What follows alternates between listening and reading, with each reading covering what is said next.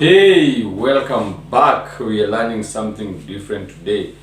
As you can tell by the title, we are doing chord progressions, and let's do it without much ado. Let's get into it.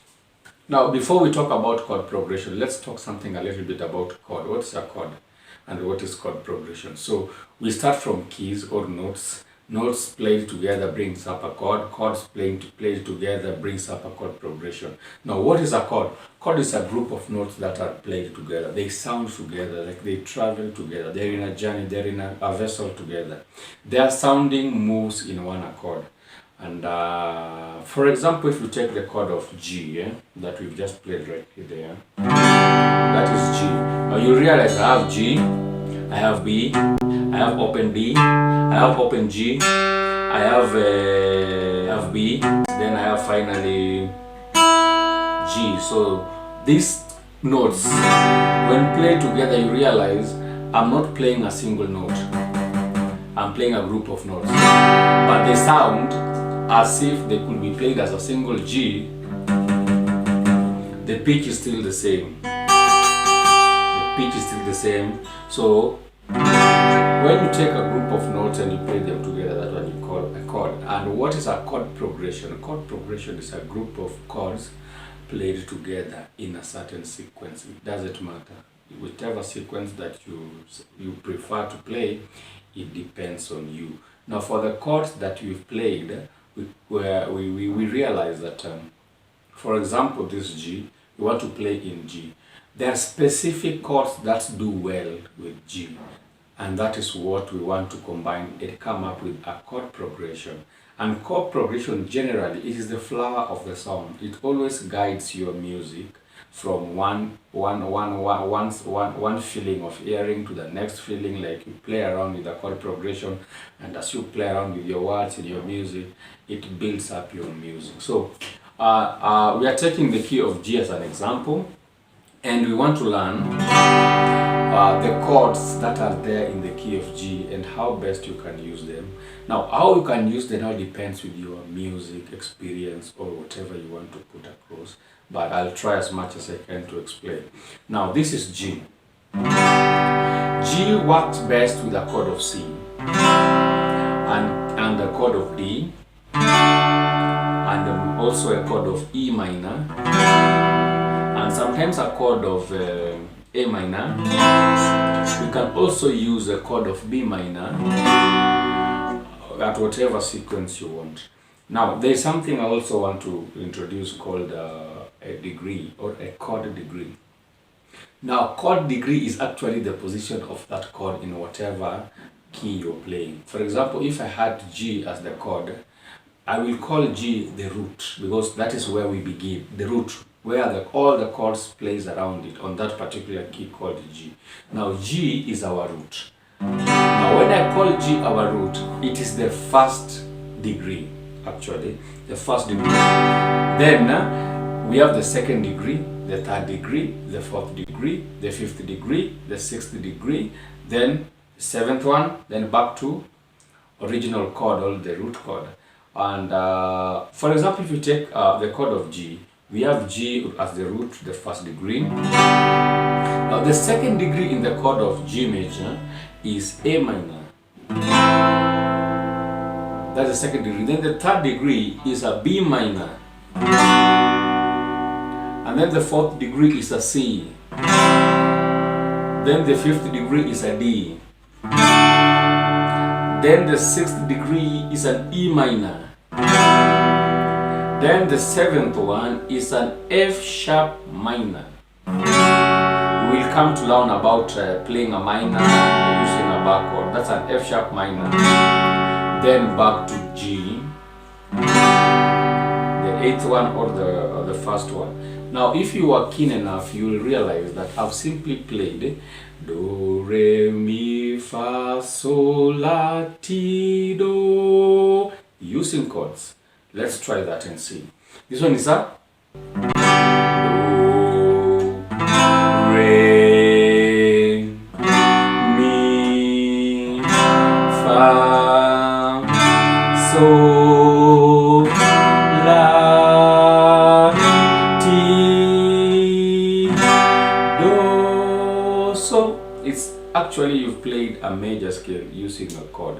Now, after learning that, you can choose the chord degree you use in your music. You can choose the sequence, the way they flow, and you can also choose the measure. For example, maybe 4 beats in every bar, or 3 beats in every bar, or 2 beats in every bar, or you can also do 6-8 time signature as you please, depending on how you may want your music to flow and the chord changes as your range. For example, I'm going to use the simplest strumming, just going down, down, down, down, and just create maybe different sequences of chord progression in the key of G. For example, let me start from the root and let me give it 4-4-4 time signature, 4-4-4 beats in a bar, and see how it come with. Then I'll start with maybe G as the root. So we go.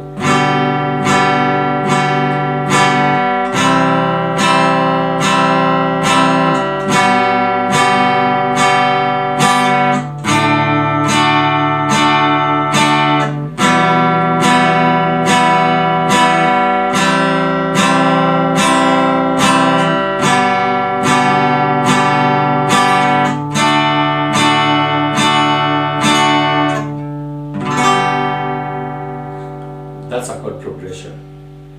You can attach your words to that sequence and come up with the music, and then maybe add some more musical instrument like maybe drums, trumpets, add some kind of accompaniment, do some solo, do some rhythm.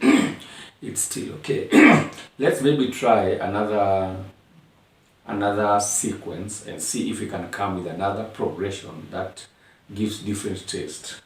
So for example, just in the same case, in the same key of D, maybe let me change the number of beats in a bar and maybe put some, maybe 4, some 3, some 2, and see if you can build some kind of a progression that is different from what we've just played. So let's try say this. So we are still in the key of G, yeah, but I want to change maybe even the number of beats in a bar and see what it can build like.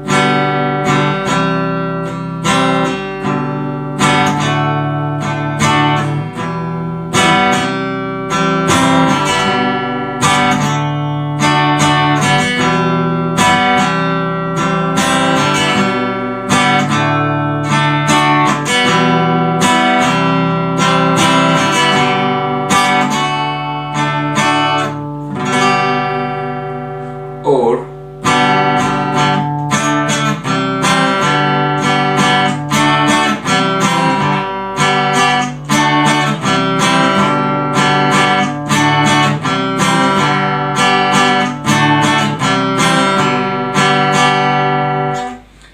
simple. So you can create your chord as much as you can, your progressions as much as you can. Maybe if I can try maybe on different keys, say the chord of the key of D, and maybe use the 5th degree and the 6th degree, the 5th degree and the 4th degree, and see how it sounds. This is the chord of D. Some of the chords that works best with the chord of D is G and A, then back to G, back to D. So this.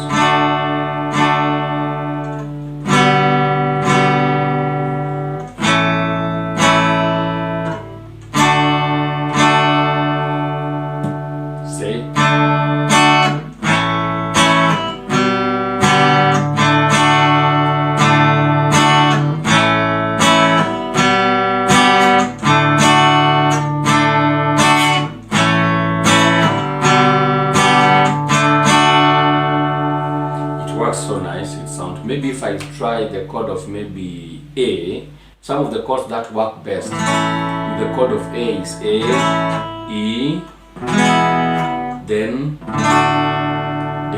That is the root, the 5th, and the 4th. Maybe you can add the 6th, or maybe like something like that, or not the 6th, the 3rd. So this one is A.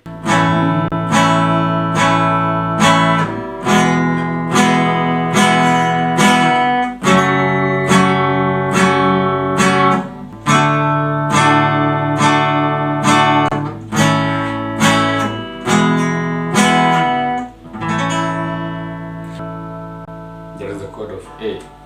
So that is what is called chord progressions. Thanks for watching.